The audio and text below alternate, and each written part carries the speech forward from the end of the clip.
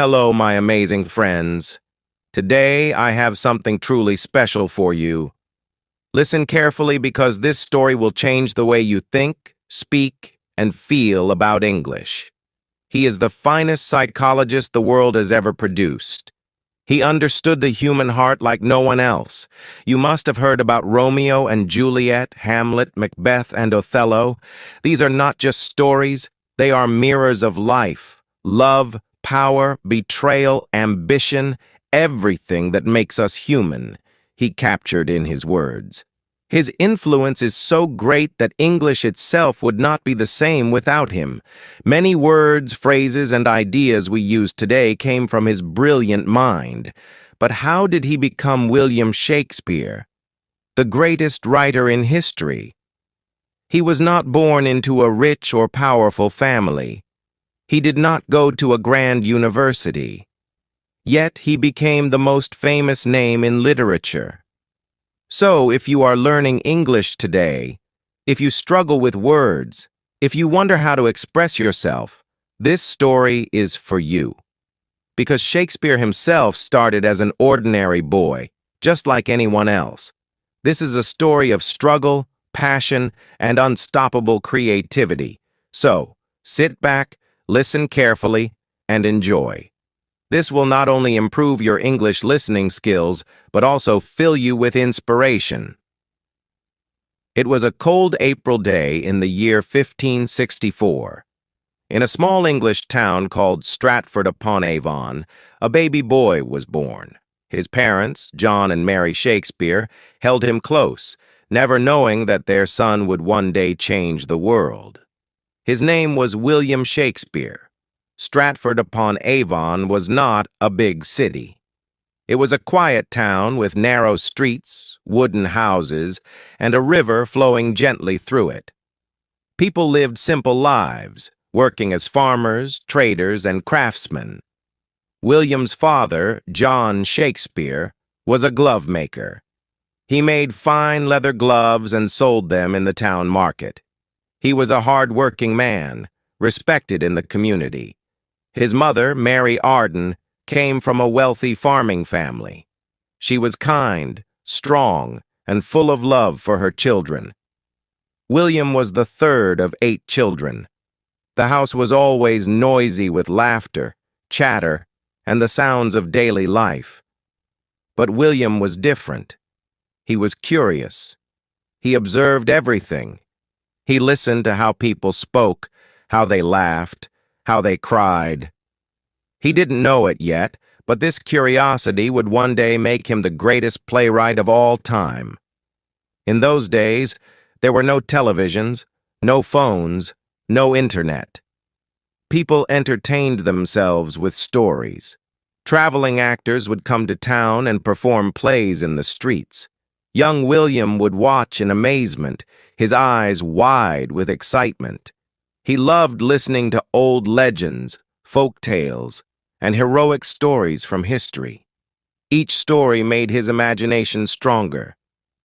At the age of 7, William started school. The school was a small, simple building with wooden benches and a strict teacher. But what he learned there would shape his destiny. He studied Latin, history, poetry, and literature. Latin was the language of scholars, and young William became quite good at it. He read the great stories of ancient Rome and Greece. He discovered writers like Ovid, Plutarch, and Virgil. Their words stayed with him, inspiring his future plays. But William wasn't just a bookworm. He loved nature. He would walk through the green fields, watch the river, and listen to the sounds of birds. He played with his friends, ran through the streets, and enjoyed life like any other boy. Yet, there was something inside him, a deep hunger for words, stories, and meaning. Just when life seemed normal, trouble struck.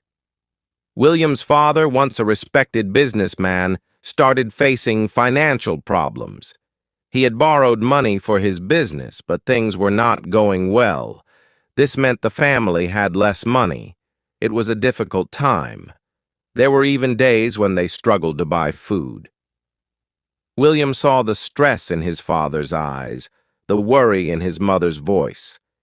He knew that life was uncertain, but instead of feeling hopeless, he observed everything. He felt every emotion deeply. He learned that life is full of ups and downs, something he would later write about in his plays. Even as a child, William had a special way with words. He would make up little poems and rhymes. He loved to act, to play roles, to entertain his friends with stories. But no one in Stratford-upon-Avon knew that this young boy would one day write the most famous plays in the world, for now he was just William, the boy with big dreams. But those dreams were about to take him far, very far. William Shakespeare was growing up fast. By the time he turned 14, he had already read many books, listened to hundreds of stories, and watched traveling actors perform in his small town. But life was not easy. His father's financial troubles were getting worse. The once respected businessman was now struggling to pay debts. His family, which had lived in comfort, was now facing tough times. Young William saw it all. He saw how quickly life could change. He understood that nothing in life was permanent. Not money, not status, not even happiness. But instead of feeling hopeless, he became more observant, thoughtful, and creative. And then, something happened that changed his life forever. By the time William turned 18, he was no longer a boy. He was a young man, and like many young men, he fell in love. Her name was Anne Hathaway. She was a beautiful, intelligent, and independent woman. But there was something unusual about their love story. Anne was 26 years old, 8 years older than William. In those times, it was uncommon for a younger man to marry an older woman. But love doesn't follow rules, and William was deeply in love with Anne. However, something unexpected happened. Anne Hathaway became pregnant before they were married. This was a big deal in those days. Society was very strict about such matters, and a child born outside of marriage would bring shame to both families. So William and Anne had to get married quickly. In November 1582, at just 18 years old, William Shakespeare married Anne Hathaway. He was still a young man trying to find his way in life, and now he was about to become a father. 6 months after the wedding, Anne gave birth to their first child, a baby girl named Susanna. 2 years later, in 1585, Anne gave birth to twins, a boy, Hamnet, and a girl, Judith. At just 21 years old, William Shakespeare was a husband and a father of 3 children. Life was moving fast. But there was one problem. How would he support his family? His father's business was still struggling, and William had no stable job. He knew he had to find a way to make money. But what could he do? He had no interest in working as a glove maker like his father. He had no land, no title, no fortune. But he had words. He had stories. He had a burning desire to create. The mysterious lost years, 1585 to 1592. This was the period of Shakespeare's life that historians call the lost years, because no one knows exactly what he did during these 7 years. There are no records of him working in Stratford, and no one knows for sure how he survived. But there are some theories. 1. Some say he became a school teacher. Since he was well educated, he might have worked as a private tutor for a rich family. 2. Some believe he worked as an actor. He might have joined a traveling theater company, learning the art of performance. 3. Others say he got into legal trouble and had to leave Stratford. One story suggests that he was caught hunting illegally on a rich man's land and had to run away. Whatever the truth may be, one thing is certain. By the time Shakespeare reappeared in history in 1592, he was no longer just a small-town boy. He was in London, ready to take on the world. London, in the late 1500s, was a city full of energy, ambition, and opportunity. It was the heart of England's theater scene, filled with actors, writers, and poets all competing to make a name for themselves. Shakespeare arrived in London with no money, no connections, and no experience. But he had something more powerful: talent, determination, and an unstoppable passion for storytelling. He began working as an actor in small theater groups. He studied everything: the way people spoke, how they moved, how they expressed emotions, and soon he started writing his own plays. At first, he wrote simple, entertaining plays to make people laugh. But as time passed, he realized he could do more. He could write plays that made people think, feel, and question life itself. By 1592, Shakespeare was becoming well known in London's theater world. But not everyone liked him. A famous playwright named Robert Greene insulted him in a letter, calling him an upstart crow, meaning a nobody who was trying to act like a great writer. But Shakespeare didn't let it stop him. Instead, he worked harder. He wrote more plays, performed in more theaters, and gained the respect of actors and audiences. Then, in 1593, something terrible happened. A deadly disease called the plague spread across London. Theaters were forced to close, and Shakespeare suddenly found himself without work. But he didn't give up. Instead of writing plays, he started writing poems. He wrote two famous long poems. 1, Venus and Adonis. 2, The Rape of Lucrece. These poems made him rich and famous. Even the Queen of England, Queen Elizabeth I, was impressed by his work. By 1594, theaters reopened, and Shakespeare returned to doing what he loved most: writing and performing plays. From 1594 onwards, Shakespeare became part of a famous acting company called the Lord Chamberlain's Men.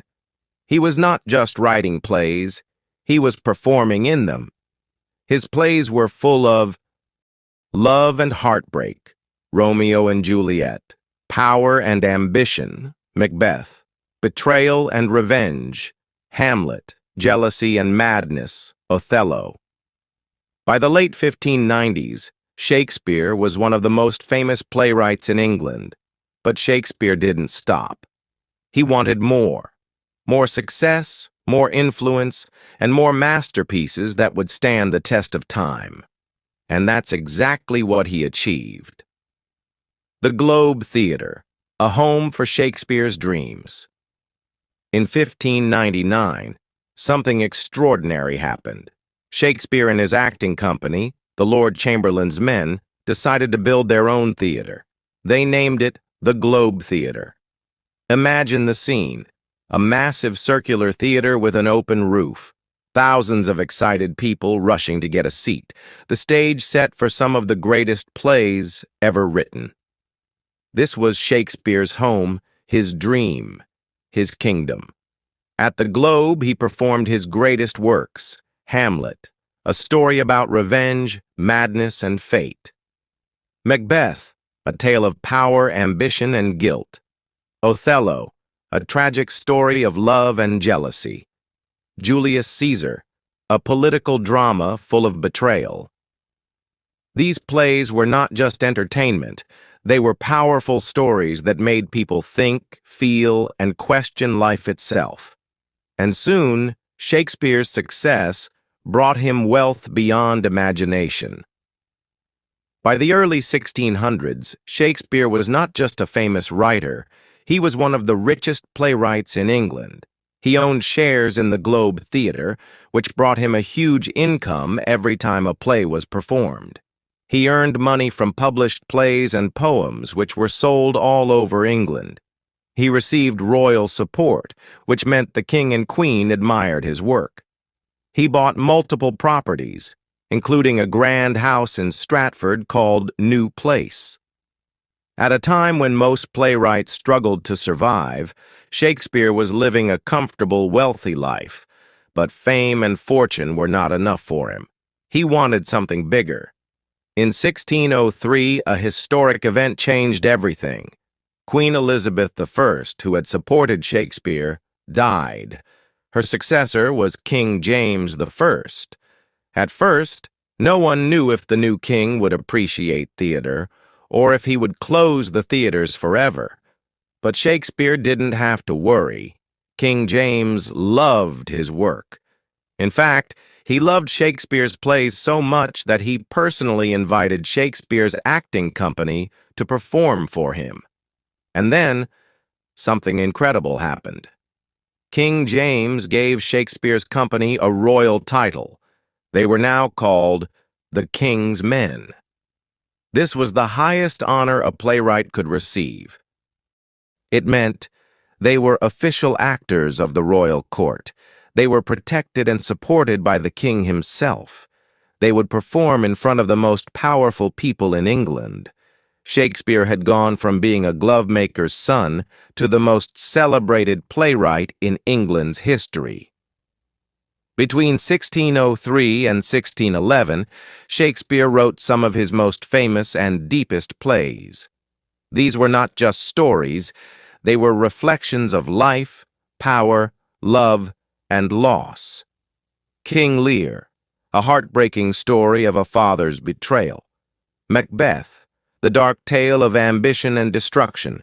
The Tempest, a magical story of forgiveness and new beginnings.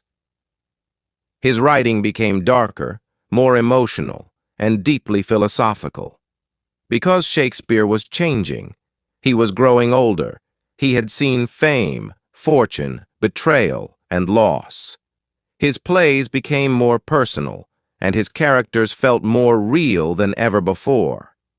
By 1611, Shakespeare had achieved everything he had ever dreamed of.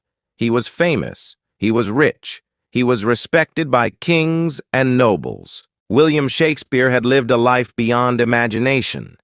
He had gone from a small-town boy in Stratford to the most famous playwright in history. He had written tragedies, comedies, and histories that changed the way people thought about life, love, power, and fate.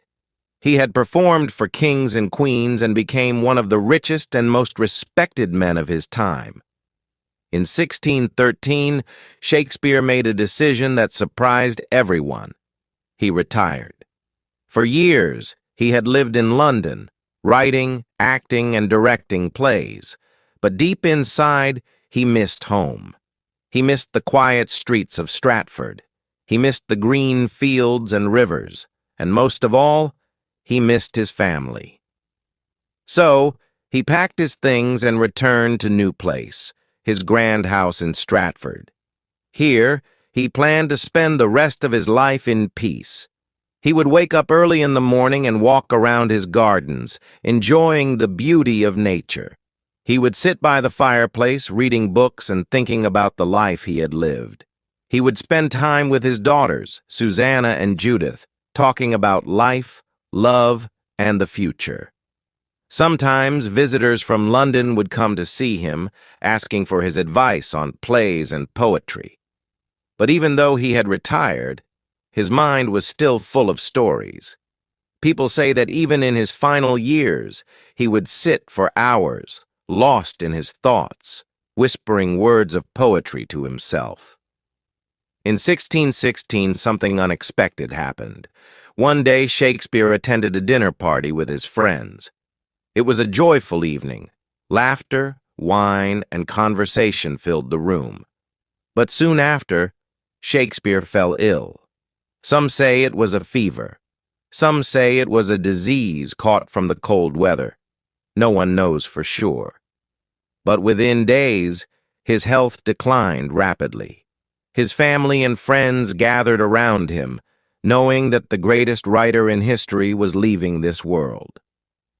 On April 23, 1616, at the age of 52, William Shakespeare breathed his last breath. The world had lost a genius, but his words would never die. Before his death, Shakespeare wrote a few lines that would be his final words to the world.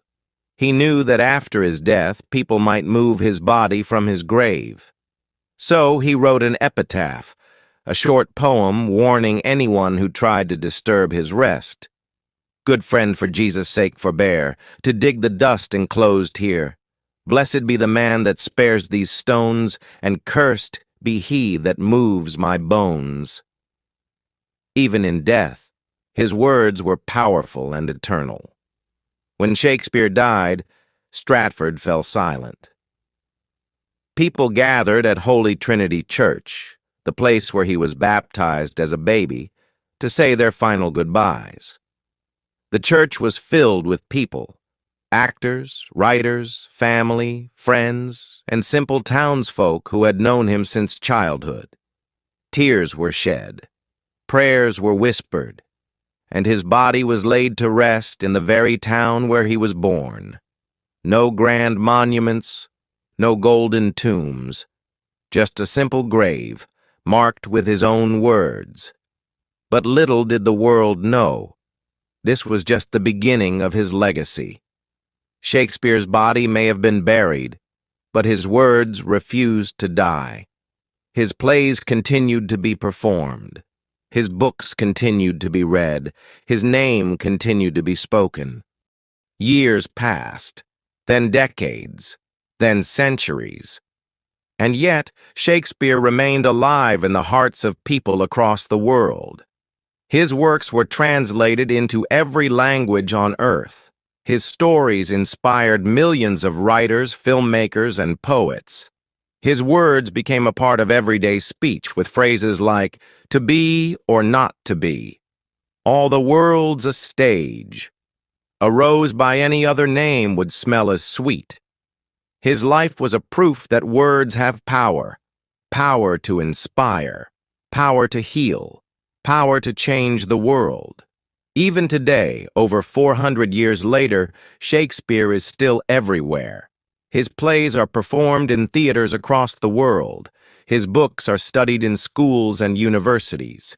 His words appear in movies, songs, and speeches. Because Shakespeare understood human nature better than anyone else. He wrote about love, betrayal, ambition, jealousy, fate, and dreams, things that every human being can relate to. He showed us that. Love can be beautiful, but also tragic. Romeo and Juliet. Power can corrupt even the strongest hearts. Macbeth. Betrayal can come from those closest to us. Julius Caesar. Life is full of uncertainty and mystery. Hamlet. His stories remind us who we are and who we can become. If Shakespeare were alive today, he would have one message for you. Dream big. Tell your story. Never stop believing in yourself. Because he was just a small-town boy from Stratford who dared to dream beyond the ordinary. And today, his name is written in history forever. William Shakespeare's life may have ended, but his story will never end. And now, it is in your hands. His words are yours to read, to learn, and to share with the world. My amazing friends, you have a dream, right? Maybe you want to be a writer, an actor, a speaker, a leader, a creator, someone who leaves a mark on this world. But sometimes, fear stops you. People doubt you. You feel like giving up. Let me tell you something powerful today. William Shakespeare was just like you. He was born in a small town. He had no rich family. He had no connections. No one believed he would be famous. But he had one thing, a dream. And that dream changed the world. Now it's your turn. You have a fire inside you. You have a story to tell. You have a voice that matters. Don't let fear stop you. Don't let people tell you you can't do it. Because the truth is, You can. You are stronger than you think. You are greater than you believe. You are one step away from changing your life forever. So, my friends, never stop chasing your dream. Start today. Work hard. Never give up. And one day, just like Shakespeare, your name will be remembered. Now, if this story inspired you even a little bit, then like this video so I know you felt the power of this message. Comment below. Tell me, what's your dream? Let's inspire each other. Subscribe and hit the bell icon, because we are on a journey of learning, growing, and becoming unstoppable together. My amazing friends, your future is waiting for you. Go and make history, and always remember, it is not in the stars to hold our destiny, but in ourselves. William Shakespeare. And maybe, just maybe, you are the next great storyteller the world is waiting for. See you in the next video. Stay inspired. Stay unstoppable.